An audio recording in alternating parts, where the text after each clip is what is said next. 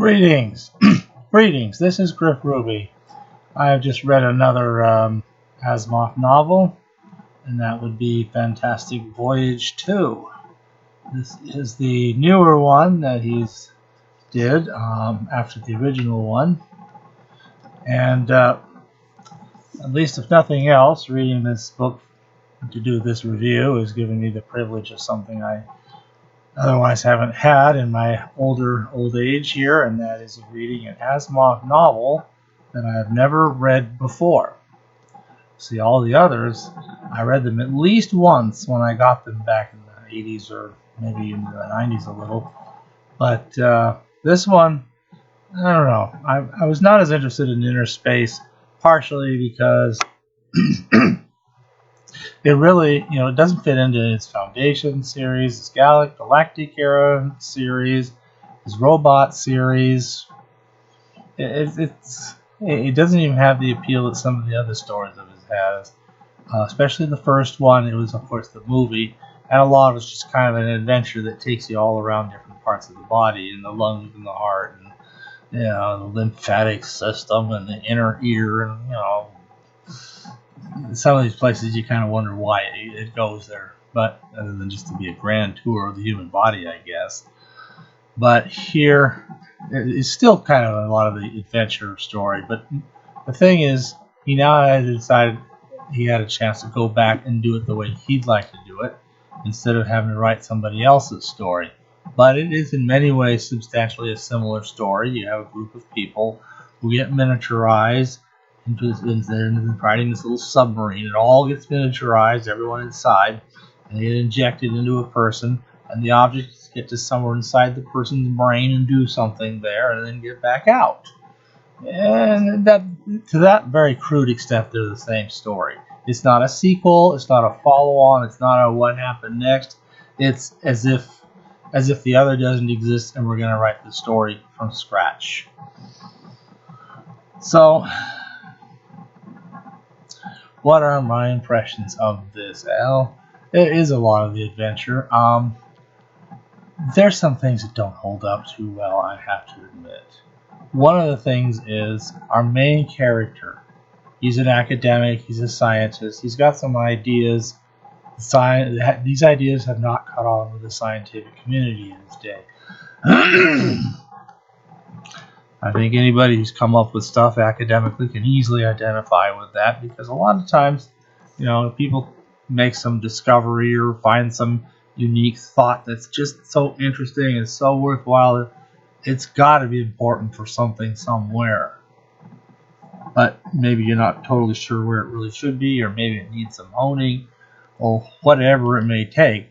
And whatever it amounts to, you usually end up getting ignored. Unfortunately, that's probably just part of the case of nearly everybody who comes up with ideas. But at any rate, he's got these ideas. Nobody pays a lot of attention to him, and his career's kind of going nowhere. Oh, by the way, though, he happens to have learned Russian. Now, if you learn a language, usually there's an intention that one might want to go there sometime to practice using it, to get close to the people. I mean, that's what it is. I mean, in my college days, I had this idea that maybe when I graduate, I'll get a job, say, with Aramco, as work in Saudi Arabia. So why not learn some Arabic? So, I got a little into that, and then the teacher died, and, well, it's been so long, my Arabic now is extremely minimal. I guess I could revive it if I had to, but as long as I don't have to, it probably won't get revived. So, it was kind of the same thing. So why would he learn Russian unless he thought maybe it would be neat to visit Russia someday? Now he has this exact opportunity. His career, he's kind of staring at a dead end, and now he's got this extraordinary opportunity to work with some secret Russian project that, has got to be interesting. They're saying, oh, we're going to do all this miniaturization. Oh, that's not possible. But maybe there's something they're doing that's just as interesting, but they can't say what it is. I don't know. It just seems to me if I was in that person's position, I would be a lot more, it's like he's not really married. I mean, yeah, he's got a wife and some kids, but they've kind of gone away. They're not really part of his life. I don't get the idea he's got any pets at home or other things, the house really needs his care and attention. So it's really just, what's to keep him here? Why not just hop on a plane and go over there and have a great adventure? You know? And he speaks the language, I mean, not totally like a native, but well enough they know what he's saying. So instead, every step of the way, they have to kidnap him. He doesn't like that. Well, of course. Even his own government says, you should go, keep your eyes open, maybe you'll see something interesting we'll want to know about, but even with that kind of push, he's just not interested in going. And then he gets there, and every step of the way, he bickers and, oh, I don't want to go this any further. I don't want to do this. I've already done more than you can, just by coming here. And it slows the novel down. I mean, a chapter or two of that, okay, maybe that might not have been too bad, but it just goes on chapter after chapter. It gets going slowly. But then I have to remember, the original was kind of slow too. I mean, things happen. Every chapter, something happens. They got to bring somebody in. There's a car that crashes and gets, attacked. There's things that happen, but it still ends up like you're about halfway into the book by the time they're finally able to have done everything, miniaturize the people, explained what they're gonna do and so forth. And now finally they're in the sub, fully miniaturized, and finally now being injected. And we're like about halfway into the book by the time this happens. Guess what? This happens this way here too. Only there's a lot less going on, other than there's a lot of interplay. Okay, I said he was kidnapped. He meets up with all these people. They all act a little weird and strange. They're trying to be friendly, but at the same time it's like they've got stuff going on in the back of their mind and you don't know what it is. And all the way along, he still hasn't, he doesn't believe it's really going to be miniaturization. They show it to him, and until finally it becomes clear, okay, this must be what this really is. And it's all to get inside the brain of a man who's in a coma, and he's dying. And they believe he's got these ideas. They're hoping he's going to get these ideas. They can get these ideas out of his comatose brain. Because it so happens that our hero, his particular area of expertise is that he's got something that kind of amounts to being able to read brainwaves. He's got equipment that kind of is like a relay. It can kind of help, filter out the noise and focus on the particular things that would reflect thought. And if that can be conveyed to his brain, he could know what the thoughts are and kind of perceive brain to brain what's going on. And actually, towards the end, it turns out, well, we don't get much real contact to speak of with the dying man. He dies. And they're inside, and suddenly they're in the middle of this giant lump of, from their standpoint, I mean, the size of a glucose molecule. And they're inside the middle of this great big dead body. And inside the brain, inside the cranium, and they got to try and find some way to get out of there. And well, they do, and it all comes out okay. They have their little adventures too. They don't go bouncing all over the body. They do take a wrong turn down a capillary. The submarine turns out to be rather oddly designed. They forgot to have either reverse engines or even control engines or steering. Golly, how are you supposed to go where you're supposed to go without where you want to go without steering? I mean, it seems to me you're navigating down all these, capillaries, blood vessels that break off, and again and again, and smaller ones, and you've got to make sure not only which one, but you got to be able to tell it which one you're going to go into somehow. And apparently, all you have is go or don't go. No left, no right, no up, no down, no steering, no backwards. The engines are on or the engines are off. Or maybe you can have them at half power, that sort of thing. But that's it. It's forward, 0 to 100, and that's all. Anyway, it's amazing they get anywhere near where they wanted to go with something like that. And they had to do some jury rigging and other adventures just to kind of deal with, oops, they went down the wrong capillary at one point. He's got to get out, swim around, turn the whole craft around manually under, in the fluids there.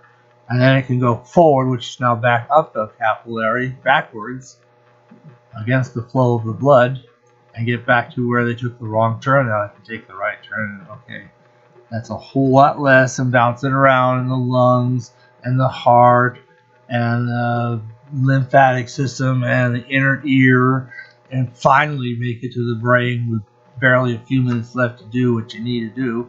Luckily, in the original, they didn't have a lot they needed to do. Here, they were trying to do a lot more. They're trying to get this message, and all that's really happening is they're discovering they can communicate with each other on this ship while they're inside this person, and that's really what they're discovering. And one of the great things that's supposed to be about this thing is this shows Americans and Russians cooperating together, and this was written in 1987 when the thought of something like that really hadn't caught on yet. Really, what was Apollo Soyuz all about? There had been cooperative projects, and actually, there's an awful lot of suspicion and animosity. And the Russians are still not only Russians but Soviets. Soviet was on its last legs. That's gone. 1990 Soviet history. There's no Soviet anymore. There's still Russia, and obviously there's a country out there. People who speak Russian and all the rest of it. But Soviet days are over. So it was kind of weird. Yeah, you gotta get the Order of Lenin. Okay. But there ends up being a lot of interplay among the characters, and I kind of wish the characters could have been more likable. He goes to a lot of effort to develop these characters, and they're just not very, very interesting for the most part. The best part, I think, is probably at the beginning of each of the chapters. They have these little quotes from somebody, the characters in the story, and it's really kind of neat. He who is needed must learn to endure flattery. If asking politely is useless, take. Okay. A pawn is the most important piece on the chessboard. To a pawn. Somebody's actually kind of funny. Small can be beautiful. An eagle may at times go hungry. A pet canary, never. I don't know about that, but let's see. Life is pleasant. Death is peaceful. It is a transition that is troublesome. Okay. We are always certain that the decision we have just made is wrong. Yeah, I guess so. That's kind of interesting. No voyage is dangerous to the one who waves goodbye from the shore. I like that one. Oh, boy. Let's see here. The greatest difficulty comes at the start. It's called getting ready. Oh, that's the greatest difficulty. If the current flow is taking you where you want to go, don't argue. Well, maybe.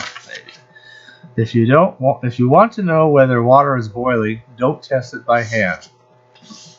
Okay, I'll try not to. Going there may be most of the fun, but only if you get there in the end. Okay. Let's see. In life, unlike chess, the game continues after checkmate. Oh, boy. Let's see here. The wall that says, "Welcome, stranger," has never been built. Can somebody graffiti a "Welcome, stranger" on the big wall that Trump is building? Just for comedic effect, if nothing else. I think that could be a very good idea. So, just for comedic effect. Alright.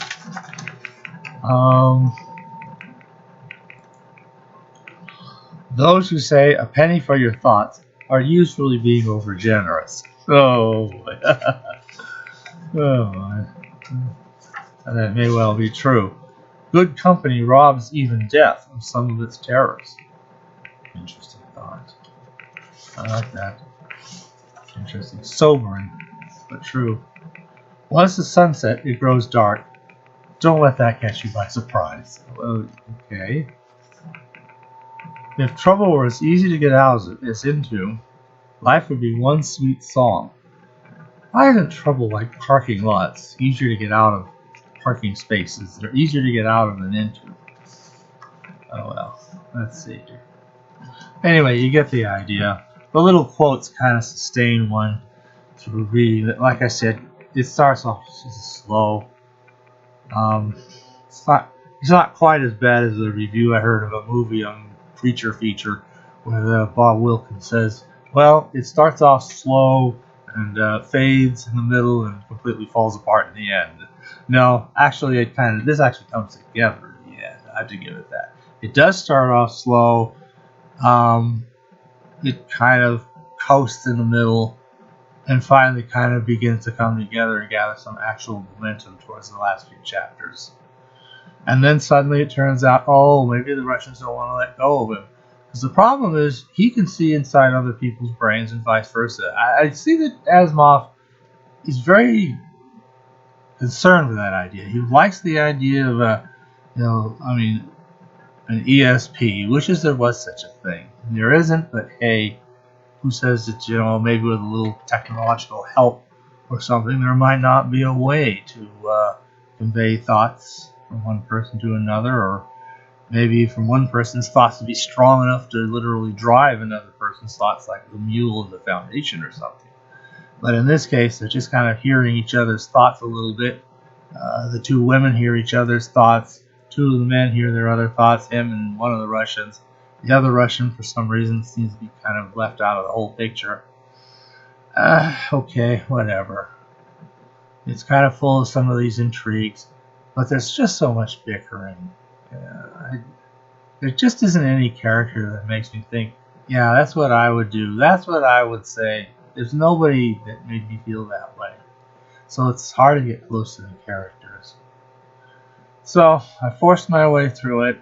I can't say it's a very big, strong recommendation. This is definitely not foundation material. This is more like, I don't know. It's not his strongest novel. I can definitely say that without fear of contradiction. There are some interesting aspects from time to time. There's some bits of humor. I do like some of it. So it's not a total waste of time. But if you want to get into Asimov, this is not the place to start. This is something to read if you're an Asimov completist and you want to read everything he ever wrote. And this is part of it. And like I say, it'll have its compensations along the way. It was not a waste of time, but there's going to be a lot of things in it that I think are just, made it kind of painful for me. So, even comparing to the first, it's longer, and it's just all the longer it takes to get where you're going. So, anyway, I wish I could say better for it. I really do. But reading it has just kind of reinforced my initial decision to give it a pass. I didn't expect much, and I didn't get much. So, anyway, I hope I can have some other reviews of things that'll be a little bit more interesting. Most of the stuff that's obscure actually can be much more interesting. The Death Dealers or Whiff of Death, depending on your title, I think it was a really surprisingly good book. It doesn't get read even as much as this, but it's a much better book. Anyway, I think that's what I have for now. And there we are. Fantastic Voyage 2.